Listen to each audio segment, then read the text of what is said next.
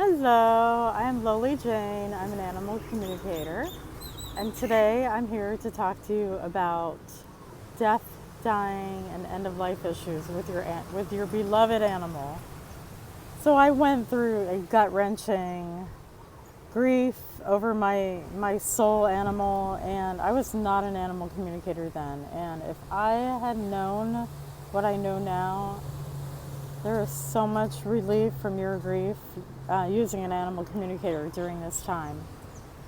So let's start with the basics. So the biggest thing that I want to impart with this information is if you visit a vet and the vet gives you an immediate, we have to put your dog down or your cat down or your animal down, they give you usually 24 hours to make a decision. And that is not based on anything. That is based on them scheduling you in and making money.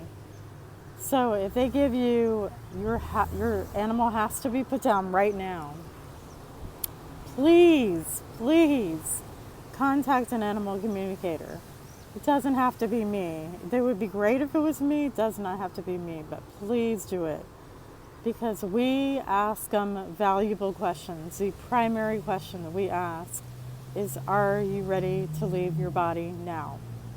And let me tell you, based on my experience talking to a lot of animals, they could be completely decrepit, with limbs missing, with broken bones, bleeding, with their guts hanging out, and they are not ready to leave their body, and they will point blank tell us, no, I'm not ready to leave. My mission is not finished with my person, or my lessons are not finished with my person, or my sole purpose is not finished. I always ask that question. So if they say they're ready to leave, then there's a whole other set of questions that we can ask.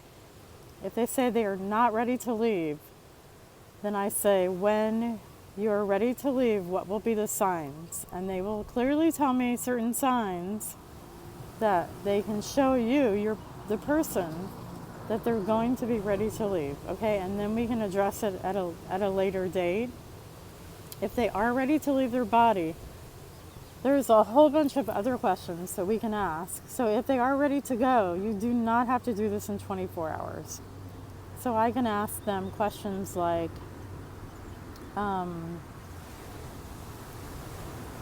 what is their sole purpose here with you?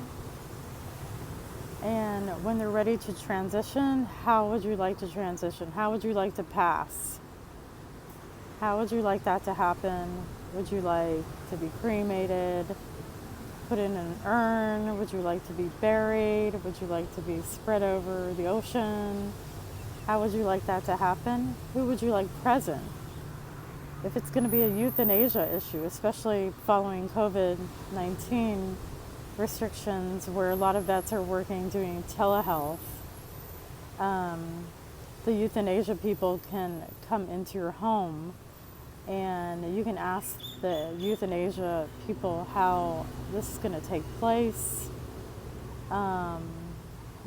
If they're going to have an injection, you can ask them a whole lot of questions. You can ask the animal how they would like this to take place and who's to be present. If they would like to happen right now in the vet's office or to do that at home. So then there's a whole bunch of other questions. So let me put my glasses on. I'm going to look at my notes here. So the next set of questions is, so how would they like to be remembered? How would they like to be remembered in this lifetime with this has to do with their sole purpose and their mission with you. And how would they like to be remembered? They will say, anything from, I'd like to be remembered as imparting self-confidence and self-love into my person. And that's part of their soul mission. It's a beautiful purpose. The other questions that I can ask are about coming back to you. Are they going to be coming back to you? Are they going to be coming back to you for more purposes in this lifetime? I had some other cases where they said yes, they were coming back, but not until my person had another incarnation. So in other words, it wasn't in this present life. So that's where we get into reincarnation and past lives, and I do a whole separate session on that.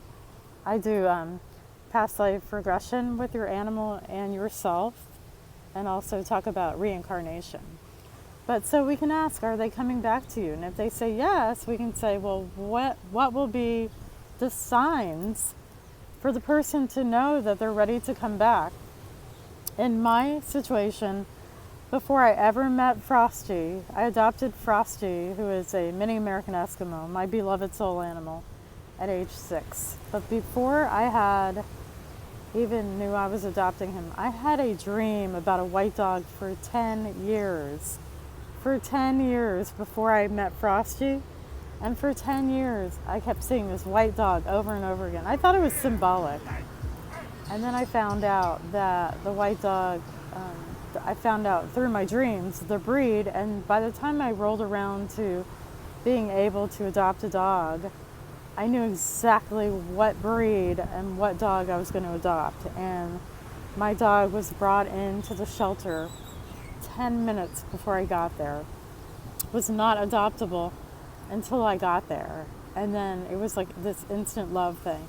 So what will be the signs that your animal's ready to come back? And it may be dreams, and maybe something that you see, a symbol of something. And then once they come back, they may not come back in the same body. So another question that I ask them in this session is, what animal have they chosen? Sometimes they'll choose to be a dog again. They'll say, I like being a dog. Or I don't want to be a dog anymore, I want to be a cat. Or sometimes they'll say, I'm going to be a person like I was before.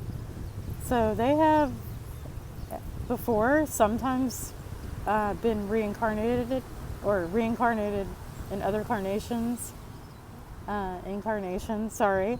as people in your lifetimes. So you incarnate in soul families, and that includes all of your pets or animals. Sometimes they were your people. I had an animal point blank tell me about a whole previous lifetime, gave me details, gave me names, gave me dates, gave me facts and figures. I looked it up on Google and it was all historically factual accurate. Read it back to the person and they're like, oh my God, that makes so much sense because my family's from that area and everything you're just telling me totally fits in with my family. So they can choose to come back as a person, they can choose to come back as a tree or a butterfly or whatever it is. But obviously if they're going to be in your life again, it's going to be an animal or a person that's going to stay for a while for more lessons. So I'm going to ask how the person will know. And here's an example from my life is Frosty. After Frosty passed and I had to put him down, I had so much grief. It was gut-wrenching. I was not an animal communicator then. I was just your typical person. I had so much grief and guilt over the whole thing. And somebody tried to get me to get a cat after that. Why don't you get a cat? I'm like, no, I'm never getting an animal ever again. Some time passed and I'm like, okay, I'm ready. And I went and looked through adoption pages. I must have looked at like 50 cats and I found one. And I'm like, that's the one. And I decided when I went and picked it up, when it was ready, I went and picked it up. If I wasn't instantly in love with this animal, I would not adopt it. So I looked at it and I'm like, ran to the counter and I'm like, that's my pet, that's my pet. So I did not know this was Frosty reincarnated because it was a cat. It was a white cat. And yes, they look similar, but I never ever knew because it was a cat. And there is a whole bunch of signs, like Frosty used to pee around the litter box because I also had a cat. So I taught him, I did regular training, and instead of peeing in the house, he decided to go and use a litter box. Well, he peed a trail around the litter box, which was on the balcony. So this cat did the same behavior, but I never got it. I never knew. Because I never knew. I expected it to be the same animal and for it to have the same behaviors. And there was 2 identifying personality traits. One of them was peeing around the litter box, and the other one was running circles around the yard. My Frosty used to run circles around the yard, and he was so joyful and happy. And the cat did the same thing. The cat would run outside and run circles. Well, I never got it because I wasn't an animal communicator. Nobody had ever told me that. I had no clue. So now when I look back on it, I'm like, aha, that was Frosty. Frosty came back as a cat. And when I had Frosty, he had these pointy cat ears, and I always thought he looked like a cat. Well, when he was actually a cat, and his name was Cloud, and the cat was born right as I was putting Frosty down at the same time. So it's not always the same behaviors, it's not always the same animal. It may be a male versus a female. So your animal does come back to you sometimes, not always. So when you get the I think my animal's dying, or my animal needs to be put down. I just had a friend whose vet told my friend her animal had bladder cancer, never did a biopsy, just took a blood test and found did an ultrasound and found like a little polyp on the bladder, never did a biopsy, never even did the cancer marker screenings blood test, and told my friend the cat had bladder cancer and was going to die. So she is walking around thinking her cat's dying of cancer. So she goes to another vet, and the vet did a sonogram, and there's nothing there. Nothing. No cancer, no polyp, no growth, no nothing. I said, you need to go back to that other vet and share that information with them. So what if she had been told by this vet that said, you had cancer, your animal has cancer, it needs to be put down tomorrow. And what if she listened? Imagine that. So please don't be victim to pressure. If you close your eyes and go into your heart, and even if you cannot communicate with your animal, and ask yourself and your animal, is this the right time? Is it tomorrow or is it not?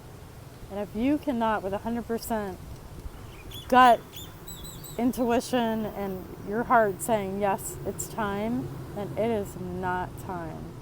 Please hire an animal communicator. I can be found, I can help you. I can be found on animals-speak.com is my website. And I have a Facebook group called Animal Communication and Healing, and a Facebook page called Animal Communication and Healing, spelled out. So thank you so much for allowing me to share this information with you, and aloha from beautiful Hawaii. Okay? Goodbye.